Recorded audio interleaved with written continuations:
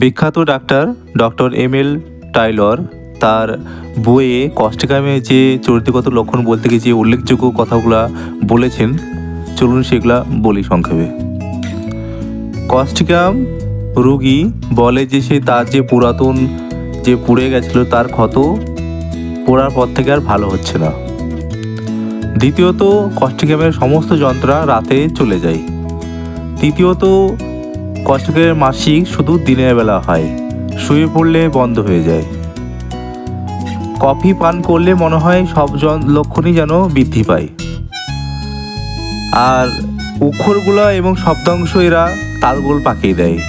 যেমন এরা ফ্লুরাইড করাইজার পরিবর্তে বলবে ক্লোরাইড ফরাইজা।